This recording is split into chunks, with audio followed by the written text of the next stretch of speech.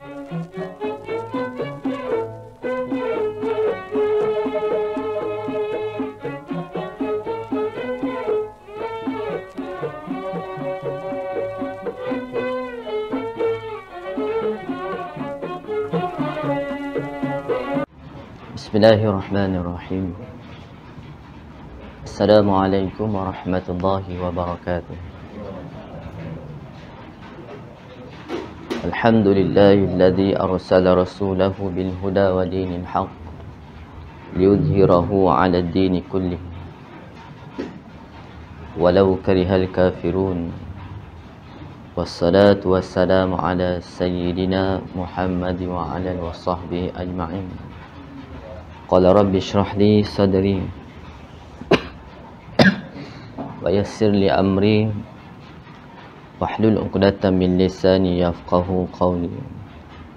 Subhanaka la ilma lana illa ma 'allamtana innaka antal alimul hakim. Wala haula wala quwwata illa billahil aliyyil azim. Amma ba'd. InsyaAllah bagi memberkati pertemuan kita pada malam ini, marilah sama-sama kita buka majlis kita dengan membaca Ummul Kitab Al-Fatihah. Bismillahirrahmanirrahim. Alhamdulillahirabbil alamin. Arrahmanirrahim. Iyyaka na'budu wa iyyaka nasta'in. Ihdinas siratal mustaqim. Siratal ladzina an'amta 'alaihim ghairil maghdubi 'alaihim waladdallin. Alhamdulillah. Pertama dan selamanya kita rafakkan syukur pada Allah Subhanahu wa taala kerana pada malam ini kita diberi kesempatan untuk sama-sama mengerjakan ibadah solat fardu, dan dalam masa yang sama kita diberikan ruang dan peluang untuk berada seketika bagi kita sama-sama melihat perbincangan kita nanti, iaitu dalam kitab Al-Qawlut Tam fi Ahkam Al-Imam Wal-Ma'mum yang dikarang oleh Syekh Imam Ibn Imad Al-Misri rahimallahu ta'ala. Dan ini diterjemahkan Datuk Syekh Haji Zakaria bin Haji Ahmad Wan Besar, Ahli Jawatankuasa Fatwa Negeri Kedah. Hadirin dan hadirat yang dimuliakan oleh Allah Subhanahu wa ta'ala, kita biasa dengar hadis yang menyatakan ihfazillah yahfazka, jagalah Allah, nescaya Allah akan jaga kamu. Maka ulama, para muhaddisin memberikan syarahan, jaga di sini bermaksud menunaikan hak Allah. Dan kita alhamdulillah kefarduan kepada diri kita, iaitu mengerjakan ibadah solat fardu. Alhamdulillah kita beroleh ruang dan peluang. Mudah-mudahan kita sentiasa menyempurnakan tuntutan ibadah ini. Dan kalau kita nak tengok tunai hak Allah Ta'ala itu, banyaklah perkara-perkara yang lain, tapi sinonim dengan perbincangan kita itu perihal berkenaan dengan solat. Maka untuk mendapat suatu keistimewaan daripada Allah Subhanahu wa taala, iaitu qabul ibadah, mestilah kita menempatkan diri kita dalam suatu majlis ilmu untuk kita mempelajari kaedah bagaimanakah cara untuk menyempurnakan tuntutan ibadah itu, kerana dia ada kaifiat dia, cara yang bagaimana. Dan mudah-mudahan sedikit ruang dan peluang ini kita dapat mengambil manfaat lebih daripada itu. Antara banyak-banyak kelebihannya adalah berada seketika daripada min riyadul jannah, daripada taman-taman syurga Allah Ta'ala. Maka di sinilah malaikat menghamparkan sayapnya kepada orang yang berada dalam majlis ilmu. Dan malaikat ini adalah kedua yang dimuliakan oleh Allah Subhanahu taala. Setelah yang pertama itu baginda Rasulullah sallallahu alaihi wasallam. Hamparan yang bagaimana, wallahu Subhanahu wa taala alam. Mungkin bahasa mudah kita kata, dalam kita berada dalam majlis ilmu, kita akan didoakan oleh para malaikat utusan Allah Ta'ala. Mungkin malaikat meneduhkan sayapnya kepada kita. Dan mungkin barangkali kat sebenarnya perkara sam'iyat barangkali juga dihamparkan sayapnya untuk kita duduk. Kita rasa kita duduk atas kapet, barangkali kita duduk atas sayapnya, wallahu alam. Tapi apapun, kita, inilah kelebihan yang Allah Ta'ala janjikan. Ada lagi beberapa perkara kelebihan yang dijanjikan kepada orang yang berada dalam majlis ilmu. Jadi mudah-mudahan kita ikhlas hati untuk mendalami ilmu Allah Subhanahu Wa Ta'ala. Sungguhnya agama ini, inna dina yusrun, agama ini mudah saja, hanya dengan memberikan sedikit ruang, waktu dan masa dan ketika. Mudah-mudahan ibadah kita sempurna dan diterima oleh Allah Subhanahu Wa Ta'ala. Jadi insya-Allah kita menyambung kembali perbincangan kita dalam kitab ini, qala muallim rahimahullahu taala, wa nafa'ana bi barakati ulumihi fid darin amin rabbal alamin. Huraian hukum muwafaqah, musabaqah dan musawaqah. Muslimat dengar suara? Dengar suara? Dah kena rapat lagi. Dengar suara muslimat? Okey. Orang yang sembahyang berjamaah tidak simpang, tidak simpang ni maksudnya tidak lari daripada 3 bahagian, tidak menyalahi 3 bahagian, ataupun tidak mesti berada dalam kerangka 3 bahagian ini. Pertamanya muwafaqah, musabaqah dan musawaqah. Ada 3 perkara. Dalam keadaan kita mengerjakan solat ini, kita tak dapat 3 perkara ini akan berlaku dalam situasi dan keadaan tersebut. Cumanya bagaimanakah keadaan itu berlaku bergantung kepada individu atau orang yang mendirikan solat tersebutlah. Ini pentinglah untuk kita mendalami sedikit perihal berkenaan dengan bicara, khususnya dalam bicara soal makmum dan imam. Kerana dalam kitab ni saja pun ada lebih kurang dalam 216 ataupun lebih daripada itu membicarakan perihal berkenaan dengan imam dan makmum.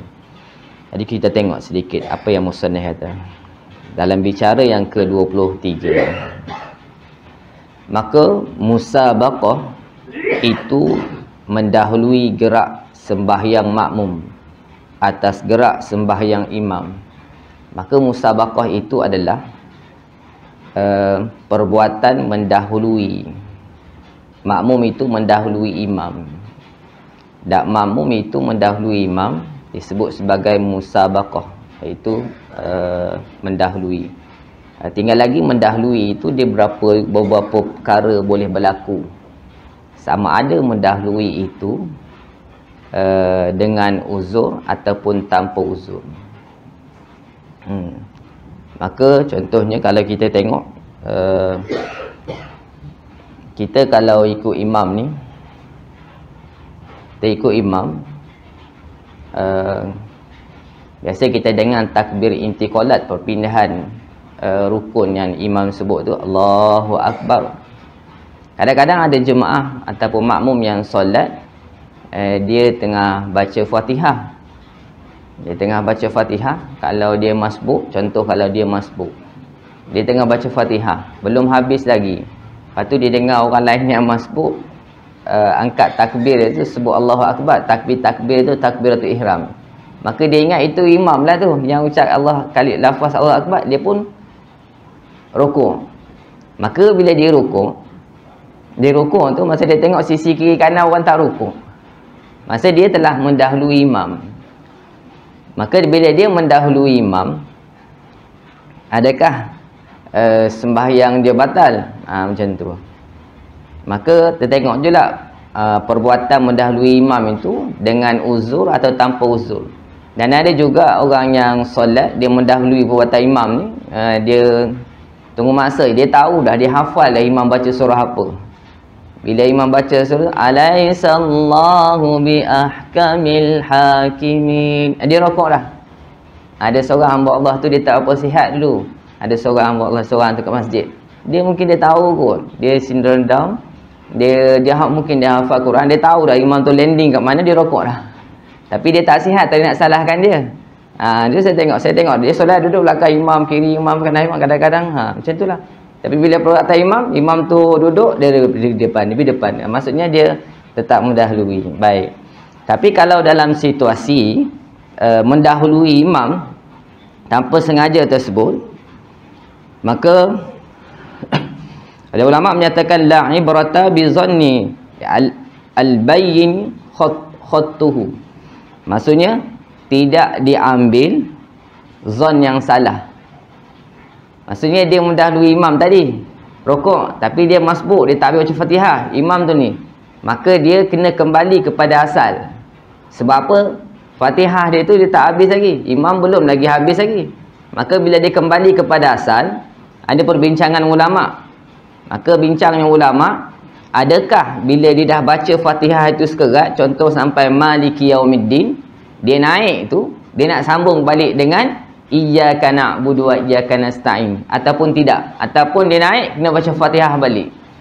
Sebab kita tahu bila baca Fatihah ni, dia ada di sana disebut sebagai muwalat. Muwalat yang tak terputus. Tak terputus muwalat tu maksudnya dia boleh sambung.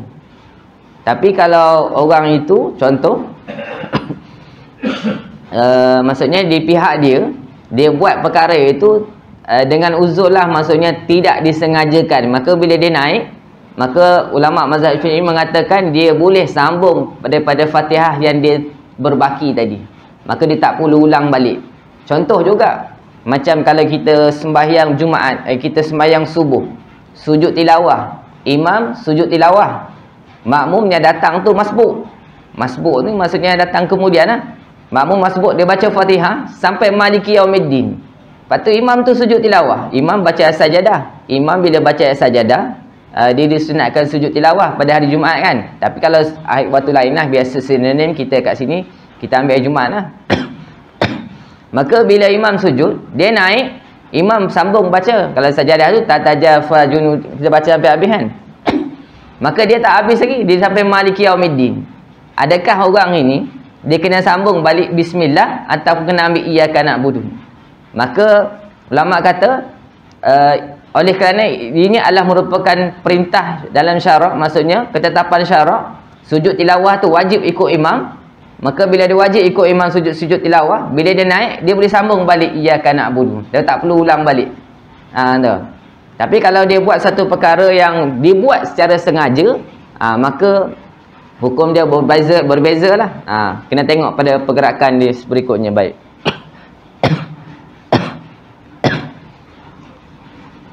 Tapi kalau dia mendahului imam dengan sengaja, maka hukum dia haram. Haram disebut sebagai berdosa lah. Tapi adakah dia batal solat? Nanti kita tengok perbincangan. Sebab dia baru mendahului satu rukun. Okey. Dan yang kedua, musawaqah, iaitu serentak dengan gerak sembahyang makmum dengan gerak sembahyang imam. Maka bila serentak ni, ada dua perkara yang kita tak boleh. Ada satu perkara, ada dua perkara. Satu, serentak dalam takbiratul ihram. Ulama kata sepakat orang ni bila dia takbiratul ihram, dia sembahyang bersama dengan imam, serentak dengan imam, takbiratul ihram dia tidak sah. Maksudnya sembahyang dia tidak sah. Ataupun mana boleh dia nak ikut imam tu tak masuk dalam solat lagi. Bahasa yang mudah. Maka kalau dia serentak, hukum dia, maka sembahyang dia batal. Tapi disunatkan kita adalah idza ammana imam fa aminu. Bila imam ucap amin, maka kita pun ucap amin, maka kita akan diampunkan oleh Allah Subhanahu Wa Taala. Malaikat aminkan doa kita. Tapi kalau dia serentak bagi salam, ataupun dia mendahului imam bagi salam, adakah sembahyang dia batal? Macam tu. Kita tengok serentak lain, mendahului imam bagi salam pun sama juga. Sama masalah yang sama juga. Maka itu menyalahi. Tapi kalau dia okey, kita tengok nanti. Manakala muwafaqah itu gerak perbuatan sembahyang imam mendahului gerak perbuatan sembahyang makmum yang mutakhir, gerak perbuatan makmum dengan gerak imamnya, dengan sekira-kira makmum sempat mendapati rukun yang mana imam lakukan itu, seperti yang ditunjukkan oleh sahabat-sahabat Nabi SAW ketika mereka sembahyang di belakang Rasulullah SAW. Maka yang terbaik daripada musabaqah itu, musabaqah iaitu mendahului, musawaqah iaitu serentak, yang terbaiknya adalah muwafaqah.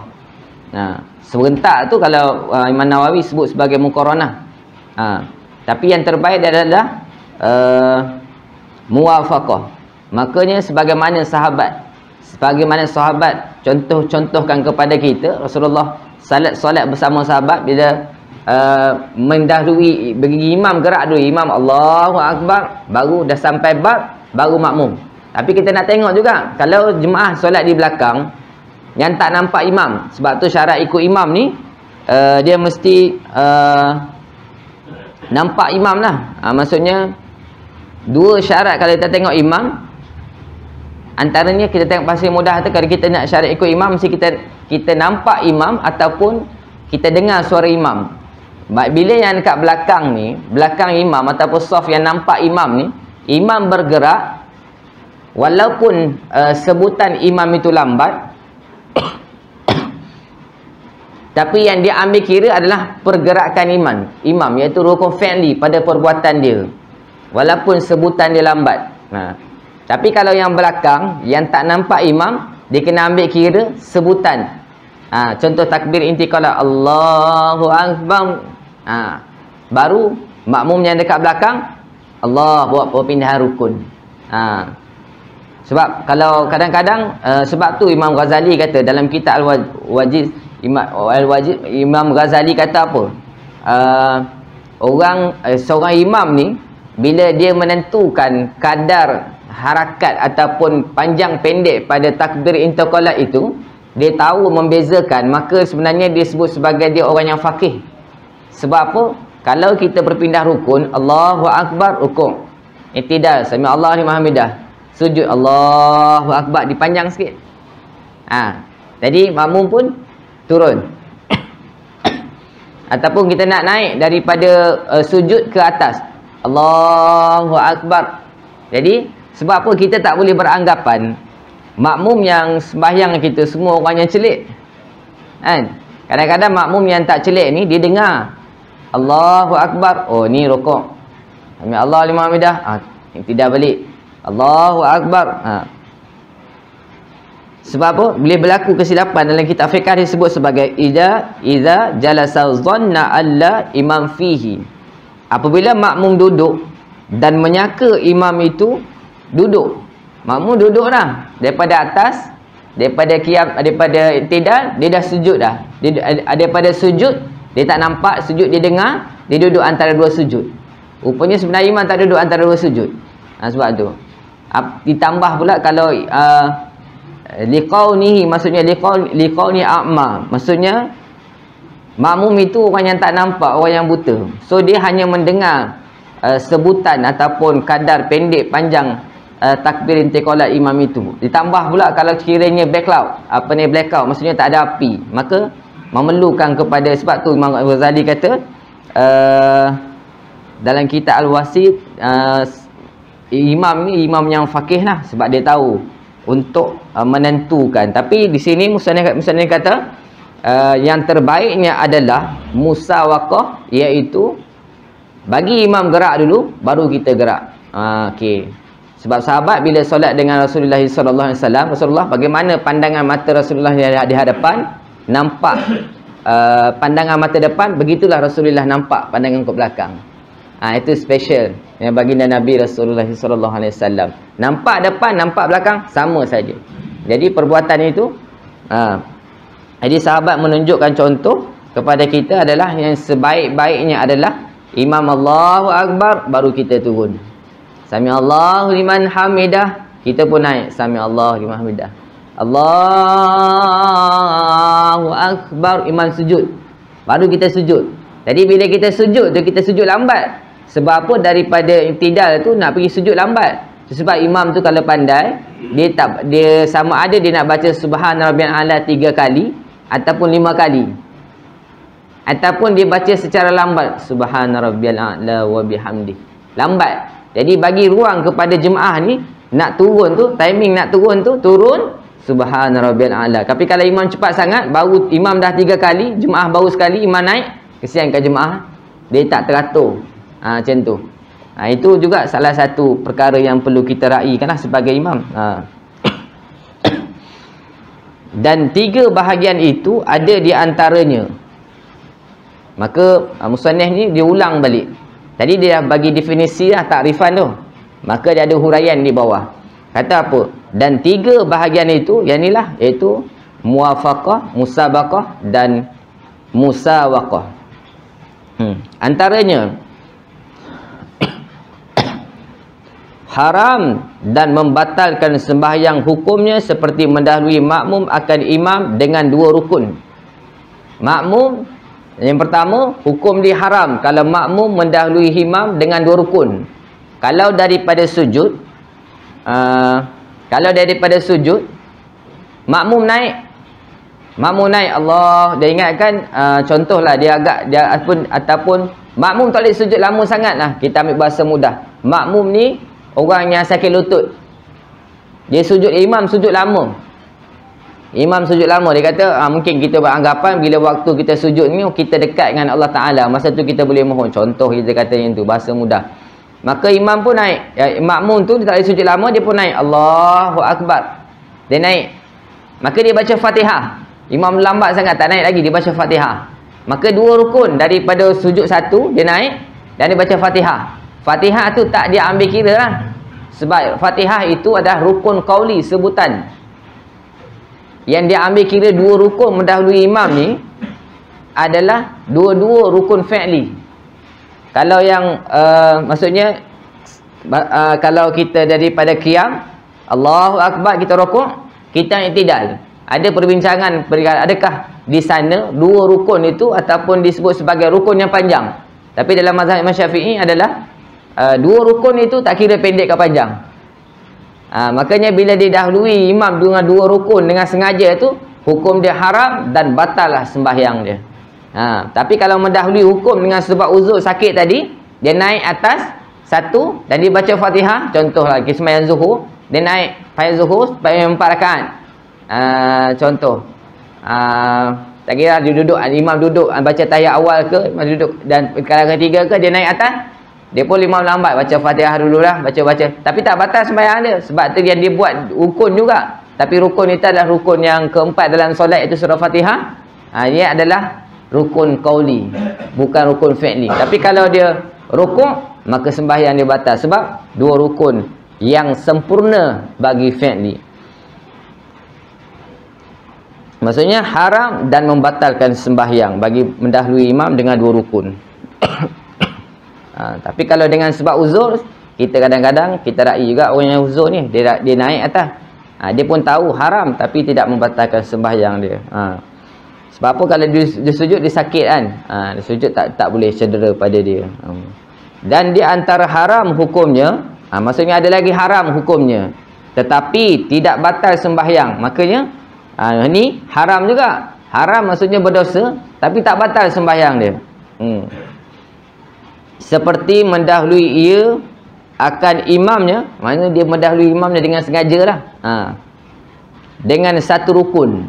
Maka hukum dia haram mendahului imam dengan 1 rukun. Haram ni, kalau ulama kata setengah tu, kalau mendahului imam dengan sengaja, walaupun 1 rukun, luput fadilat berjamaah dia.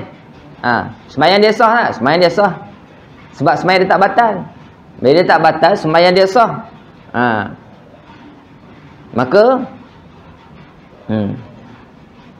tapi sini dia sebut sebagai dan di antara haram hukumnya tetapi tidak batal sembahyang seperti mendahului ia akan imam dengan 1 rukun yang bukan takbiratul ihram. Maksudnya selain rukun yang lain tu, kita pun tahu solat ni ada rukun qalbi, rukun qauli dan rukun fi'li.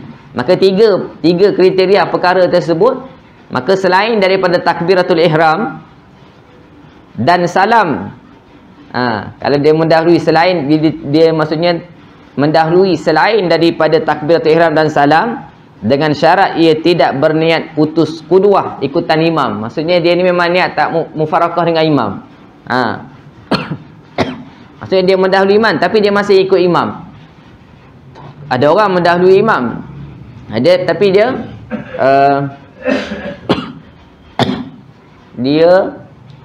niat mufarakah dengan imam. Ada orang macam tu. Baik, kita tengok juga. Baik, apa yang lain kita tengok nanti. Maksudnya dia tidak niat mufarakah. Mufarakah ni adalah beberapa perkara yang imam baca tak betul ke, antara dia lah, ataupun perbuatan imam yang salah lah. Ada sebab, maksudnya dari sudut bacaan imam tak sempurna ke, dia dengar tak betul ke, dia dengar clear. Contoh, Bismillahirrahmanirrahim, sepatut tapi kalau imam baca Bismillahirrahmanirrahim, bertukar huruf. Bila bertukar huruf dia jadi lahnu jali. Bertukar lahnu jali ni maksudnya jangan bertukar huruf.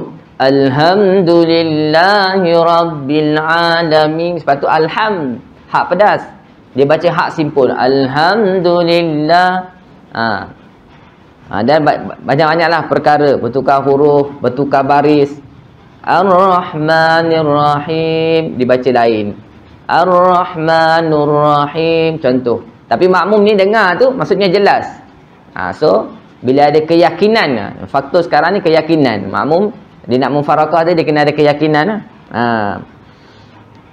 Maksudnya tidak berniat putus qudwah, maksudnya dia tidak niat mufarakah dan ia masih tunggu di tempatnya. Maksudnya kalau dia mendahului imam, maksudnya bila contoh tadi, kalau dia rukuk, imam tak rukuk lagi, dia dah sempurna dah baca Fatihah dia, maka dia tunggu saja imam dalam rukuk. Maka selesai imam baca surah apa semua, dia pun rukuk, imam pun rukuk. Imam dia dah ready dah, dia dah rukuk, imam pun rukuk dengan dia. Maka imam ucap Sami'allahu liman hamidah, maka dia ikut je perbuatan imam. Kalau macam itulah, kadang-kadang tak sengaja. Tak sengaja jangan patah balik. Ada seorang tu, hamba Allah tu, dia pergi dekat Mekah, dia solat, dia cerita dengan saya. Dia ingatkan imam tu sujud. Rupanya imam tu tak sujud, imam tu rukuk. Mungkin dia masbuk, tak tahu. Dia pun turun. Lepas tu dia tengok, tak lagi. Dia pun naik balik. Macam tu. Timbul perbincangan panjang. Pak Arab keluarkan dia punya pandangan gini. Dia tu. Macam tu. So, kena tengok tempat juga. Situasi kita nak situasi lain, tempat lainnya. Baik. Maka maksudnya kata seperti mendahului ia dengan rukuk selepas ia membaca Fatihah. Contohlah, macam dia baca Fatihah, lepas tu dia rukuk. Dia ingatkan imam, kadang-kadang kita ni kadang-kadang dengar orang sebut Allahu Akbar, padahal makmumnya masbuk tu ucap Allahu Akbar. Sebab tu makmum yang masbuk tu kalau dia ucap takbir ratul ihram tu disebut sebagai rukun qauli, tu cukup dia dengari untuk telinga dia je. Sebaiknya, kalau dia terlalu kuat sangat, jahal sangat, sampai orang lain beranggapan itu sebutan daripada imam, maka dia akan ganggulah. Atau dengan sujud selepas i'tidal, maksudnya lepas i'tidal dia sujud. Tapi kalau dia lepas i'tidal, imam baca doa kunut, dia sujud, dia tak boleh naik sebab doa kunut tu sunat ab'ad. Antara fardu dengan sunat, maka dia dahului dengan fardu. Maka dia tak boleh patah balik. Sama juga imam duduk dalam keadaan tahiyat awal. Contoh, tiba-tiba imam duduk tahiyat awal sunat ab'ad, ataupun maksudnya doa kunut, tak kisahlah mana-mana. So yang penting sekarang ni bila sunat ab'ad tak boleh patah balik. Jangan berpatah balik. Kalau berpatah balik, dia boleh bawa kepada batal sembahyang lah. Macam tu. Sebab dia sunat. Bila nama sunat lain, bila nama fardu, antara fardu dengan sunat didahului dengan fardu, mesti ikut turutan fardu.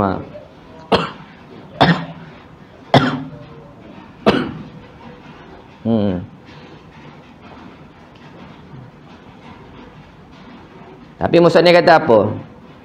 Dengan rukuk selepas baca Fatihah, dengan sujud selepas i'tidal, tetapi luput ia pahala jemaah. Pahala berjemaah dia maksudnya luput pahala berjemaah sebab hukum dia berubah. Maksudnya bila mendahului imam dengan sengaja satu rukun, luput pahala berjemaah.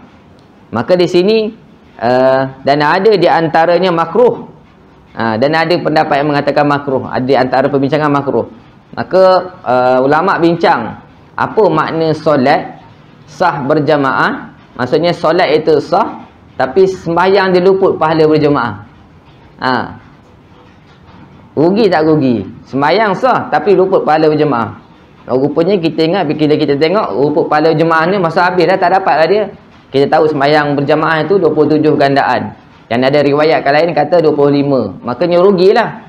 Tapi tak. Rupanya ada faedah juga. Walaupun orang ini kita kata dia tamu ada perbuatan dia tu haram dan makruh, maksudnya sampai sembahyang dia sah tapi luput pahala berjemaah. Apa faedah dia? Pertamanya, faedah dia dapat antara dia lah gugur dosa. Sebab apa? Dia solat secara berjemaah. Kalau tidak sedap orang kat luar kata semayang kau semayang jemaah tapi kau tak dapat pahala berjemaah, rugilah kau. Baik aku semayang kat rumah aku dapat pahala berjemaah. Nampak orang boleh ni. Orang boleh buat pandingan macam tu. Tapi tak, ulama kata walaupun berlaku kejadian tersebut, seumpama tersebut sampai dia semayang dikategorikan sah tapi tak dapat berjemaah, tapi dia gugur dosa dia. Ataupun dia datang kat rumah dengan berwuduk, maka Allah Ta'ala angkat darjat dia. Allah angkat darjat dia, maka hilangkan segala keaiban diri dia. Dia ambil wuduk dapat pahala dah. Dia masuk masjid baca doa dapat rahmat Allah Ta'ala. Dia masuk masjid solat lagi tahiyatul masjid, maka dia dapat. Sebab tetap faedah pada dia ni cukup banyak berbanding orang yang selain daripada dia. Sebab dia usahakan solat berjamaah. Rasulullah mengutamakan solat berjamaah. Walaupun perkara ini adalah fardu kifayah, tapi dia mendirikan sembahyang secara berjamaah itu, maka dia dapat pahala. Sebab dalam masa yang sama dia telah memperlihatkan syiar Islam. Solat itulah dia utamakan solat berjamaah di surau, masjid dan sebagainya. Maka banyak keistimewaan yang dia dapat lah. Dan di antaranya makruh luput berjamaah, luput ia pahala berjamaah atau musawakah serentak dengan perbuatan imam. Dan di antaranya sunat hukumnya. Maka sunat hukumnya dan dapat fadilat berjamaah dengan sempurna.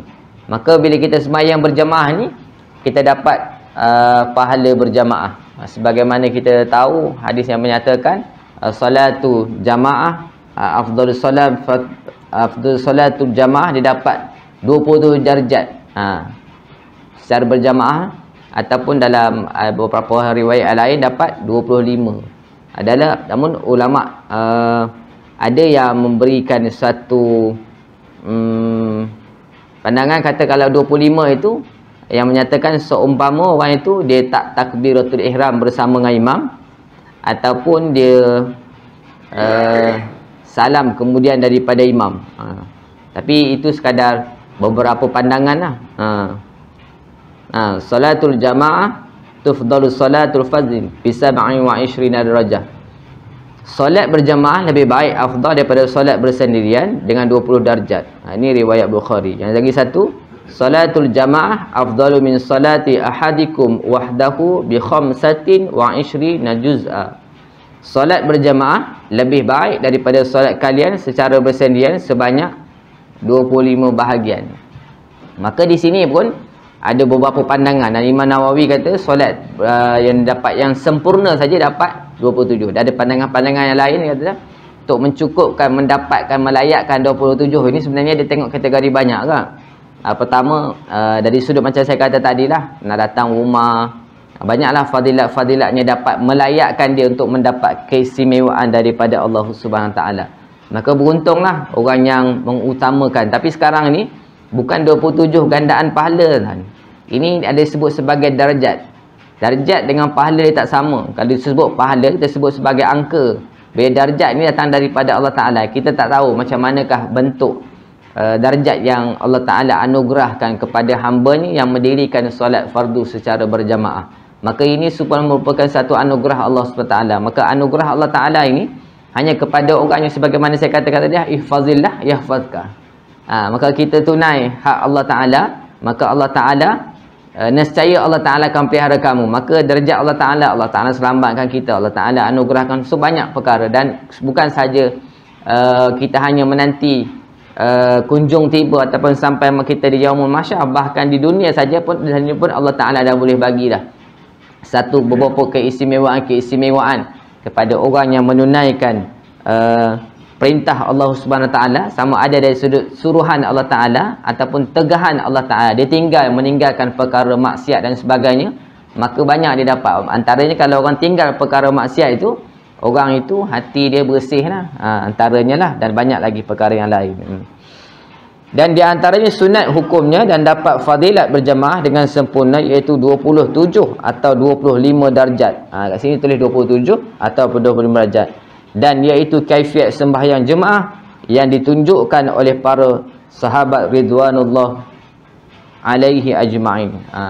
Antaranya inilah yang dibincangkan oleh musannif perihal berkenaan dengan huraian hukum muwafaqah, iaitu mentakhirkan, musabaqah mendahului, dan musawaqah iaitu serentak. Maka kita tengok perbincangan yang ke-24. Masuk waktu belum lagi? Okey. Wajib makmum mendahului imam. Ini musannif kata wajib ni makmum mendahului imam. Kadang-kadang wajib bagi makmum mendahului imam, iaitu seperti masalah apabila imam duduk bukan pada tempatnya seperti ia duduk pada rakaat yang pertama atau rakaat yang ketiga kerana membaca tahiyat awal. Imam duduk, kita nak bagi nampak imam duduk tahiyat awal, baca tahiyat awal, tapi bukan pada rakaat sunat, bukan pada rakaat yang kedua. Imam duduk pada rakaat pertama. Ialah kita sembahyang ni macam-macam boleh berlaku, kesilapan, kelupaan kan. Imam duduk rakaat pertama. Jadi makmum bila tengok rakaat pertama, imam dah baca tahiyat awal. Makmum dia tak boleh duduk, dia tahu dah imam baca salah, maka dia kena naik. Allahu Akbar. Dia kena naik mendahului imam. Maka musannif kata makmum wajib makmum dahului imam. Maka bila tahu imam salah, dia naik atas. Dia naik atas tu dia tunggu imam. Dia tunggu imam tu, maksudnya dia boleh sebut zikir subhanallah dalam hati, niat zikir sampai 3 kali. Maka bila imam dengar tu, imam kena guna anak mata lah, kena tengok kiri kanan. Oh, majoriti orang yang dekat belakang ni semua naik, maka imam tahulah perbuatan dia salah. Sebab tu kita kena guna juga anak mata ni. Ni penting anak mata itu kita nak tengok. Maka makmum, kalau makmum dah tahu perbuatan imam salah, duduk baca tahiyat awal pada rakaat pertama, maka batal sembahyang makmum. Tapi imam yang duduk baca rakaat yang pertama, dia tak kata dia salah, dia yakin bahawasanya itu rakaat yang kedua, maka tak batal lah. Sebab apa? Belum batal lagi lah. Sebab apa? Imam tu yakin. Nampak? Kalau contoh lagi, nampak? Dah habis dah bagi salam. Contoh dah habis bagi salam. Ini masalah yang lain. Imam tu dia pun kata, tadi aku solat tadi aku tak ambil wuduk. Dia kata, aku solat tadi tak ambil wuduk. Maka adakah makmum tadi dia kena ulang balik sembahyang dia? Maka setengah kita kata lupa dia punya matan ni. Ada matan dia saya lupa. Boleh guna juga la ibrata bi zanni al bayyin khutu. Maksudnya tidak diambil zon yang salah tu. Maksudnya salah satu. Tapi maksudnya bahasa mudahnya adalah bila imam cakap macam tu, dia pun yakin masa dia solat kan. Dia yakin imam tu sempurna. Yakin tu maksudnya kita tak nampak ada imam tu menanggung najis. Maka kita tak nampak imam tu menanggung najis. Kalau kita nampak imam menanggung najis, maka batal sembahyang kita. Kita boleh dalam tempoh kita solat tu, kita boleh mufarakah dengan imam. Sebab imam menanggung najis. Contoh najis adalah tai cicak di kaki yang kita nampak, yang kita duduk belakang lah. Tapi bila kita habis sembahyang pun kita nampak imam ada tai cicak di kaki tu, maksudnya kalau kita yakin maksudnya benda tu berlaku dalam solat, maka kita kena ulang balik sembahyang. Tapi kalau imam declare, kalau sekadar imam declare tapi kita tak nampak, maka kita tak perlu ulang balik. Setengah-setengah tu kata sunat diulangkan balik. Tapi sebenarnya tak ulang pun tak apa. Macam tu. Antaranya lah. Bila pertembungan sunat dengan fardu, mesti didahului dengan fardu, iaitu rukun. Yang tadi adalah imam tu yakin.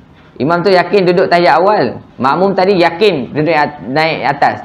Maka macam itulah keadaannya. Tapi kalau makmum yakin, makmum tak boleh ikut imam. Makmum kena niat mufarakah.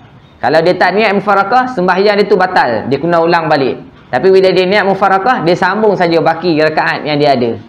Kalau 2, sambung lagi 2 kalau zuhur. Jadikan 4. Macam tu.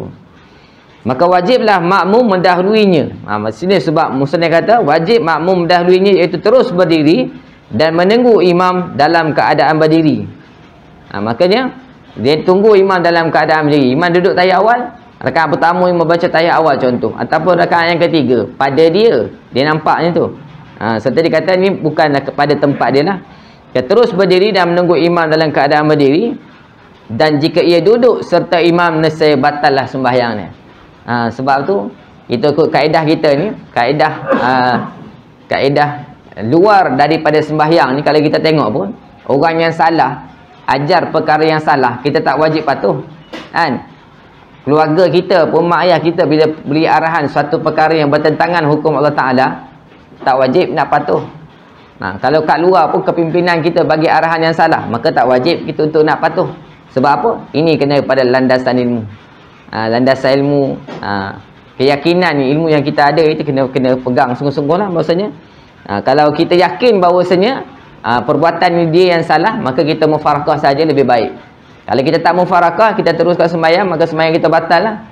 Kita mufarakah maksudnya putuskan kuduah dengan ikutan dengan imam tadi, maka kita yang untung dia, kita dapat menyambung baki sembahyang, tak perlu ulang balik. Macam tu. Itu yang untung dia. Dan disunatkan bagi makmum bahawa bertasbih. Bertasbihnya maksudnya membaca tasbih dengan subhanallah dengan qasdun, iaitu niat zikir pada tiap-tiap kali tasbih bagi makmum lelaki. Dan jika makmum perempuan disunatkan tepuk. Tepuk pula tapak tangan kanan atas belakang tapak kaki kiri, tangan kiri. Macam tu. Tapi itulah, kalau perbuatan tinggi 2-3 kali berturut-turut, dia batal kan. Tapi bila tepuk tak bergerak tu, dia tak batal lah sembahyang. Tepukan adalah sekali atau 2 kali jika berturut-turut. Berturut-turut 3 kali batal sembahyang. Maka muslimat kalau nak tepuk 2 kali je. 2 kali saja. Atas tangan tu kan maksud buat macam, bukan angkat lah maksudnya. Macam tu. Tengoklah pada perbuatan mana yang diduduk, pada rukun yang mana. Tetapi tepuk tu mesti 2 kali, tak lebih pada 3 kali. Tidak masuk pada angka 3. Macam tadi mendahului imam dengan 2 rukun yang sempurna. Bila nak masuk 3 tu batal lah. Makmum dia mendahului imam 1 rukun. Makmum yang mendahului imam dengan 1 rukun, hukum dia haram. Tapi kalau haram tapi tidak membatalkan, tapi luput fadilat berjamaah. Sekalipun luput fadilat berjamaah, dia tetap dapat pahala sebab dia meninggikan syiar Islam, melaksanakan syiar Islam. Dia mengerjakan solat berjamaah dan sebagainya. Tu. Maka 2 syarat yang perlu kita tengok dalam perihal wajib makmum mendahului imam ni. Kalau ikut imam ni, pertama, yang tadi kita tadi, pada imam yang declare diri dia batal solat itu, imam 2 syarat adalah imam mesti dalam keadaan suci daripada hadas. Suci daripada hadas tu maksudnya kita tak nampak pun. Kita tak nampak. Tapi kalau orang jadi dia beza pula, orang yang muwafiq dan orang yang masbuk. Tuan-tuan, kalau orang yang muwafiq, maksudnya orang ni ikut imam daripada awal. Bila dia sembahyang sampai imam bagi salam, imam tadi baru bagi tahu, tadi aku sembahyang tak ambil wuduk lah. Dia pun macam malu-malu Allah, tapi dia rasa bersalah kau tak cakap, dia bagi tahu. Maka orang muwafiq ni dia kata tak ambil wuduk, dia tak nampak pun, maka dia tak perlu ulang balik. Sunat saja untuk ulang balik, tak wajib pada dia. Tapi kalau orang yang masbuk, ni dia datang lambat. Masa imam tu bagi tahu dia tengah sembahyang, dia ni masbuk datang kemudian. Masa dia masbuk tadi, dia angkat takbir Allahu Akbar, belum habis baca Fatihah dia, imam rukuk Allahu Akbar. Jadi imam tadi rukuk, dia Fatihah belum habis. Innama ju'ilal iman liyu'tamma bih. Imam ni dijadikan sebagai ikutan. Imam ini ikutan dan bacaan Fatihah ditanggung oleh imam, tapi dia masbuk. Maksudnya dia tak ada baca Fatihah. Tapi bila dah habis selesai, imam tu bagi tahu dia tak ambil wuduk tadi solat, Makmum tadi, rakaat contoh kalau sembahyang 4 rakaat, 2 sah, 3 sah, 4 sah. Maksudnya tak ada apalah. Tapi rakaat yang pertama dia diri tadi, dia tak baca Fatihah pun. Rakaat pertama, jadi kerana dia masbuk imam rokok, dia dengar ungkapan imam kata macam tu contoh, tapi Fatihah itu tak boleh ditanggung oleh imam. Sebab dia sembahyang tadi, dia tak tanggung imam. So dia kena tambah 1 rakaat lagi, cukup ke 4. Sebab imam tak boleh tanggung lah. Sebab apa? Dia pun datang tu maksudnya dia tak baca Fatihah. Fatihah dia kerat sekerat. Tak sempurna lagi rukun dia. Maka dia kena tambah. Jadikan dia cukup 4. Wallahu alam. Itu perbincangan masbuk dan muwafiq. Rupanya perbincangan masbuk muwafiq ni dia panjang lagi. Antara dia lah perkara-perkara yang boleh kita tengok. Tapi nak ceritanya adalah dalam 2 situasi. Muwafiq cukup sempurna, dapat selesai masalah. Masbuk, kita tengok kategori juga. Kalau masbuk tu, dia maksudnya dia tak dan sempurna baca Fatihah, ataupun dia datang-datang tu imam rukuk lah. Imam rukuk, dia datang bersempat dengan rukuk bersama imam sebab tumaninah, maka dia dapat pahala berjamaah. Wallahu alam. Jadi insya-Allah masuk isyak dah. Dah masuk isyak. Jadi insya-Allah saya kira kita berhenti sampai sini. InsyaAllah akan datang kita sambung makmumnya masbuk sebelum menghabiskan baca Fatihah, imam tunduk rukuk. Dan mudah-mudahan insya-Allah Allah Ta'ala bagi kita peluang untuk kita melihat beberapa perkara sebagai suatu bekalan untuk kita, mudah-mudahan insya-Allah. Jadi sekian saja, wabillahi taufiq wal hidayah. Assalamualaikum warahmatullahi wabarakatuh. Bismillahirrahmanirrahim. Allahumma faqihna fid din wa 'allimna ta'wil rahmatika ya arhamar rahimin. Wa sallallahu ala sayyidina Muhammad wa ala sahbihi wasallam. Walhamdulillahi rabbil alamin. Tubna ila Allah wa raja'na ila Allah wa nadimna على ما فعلنا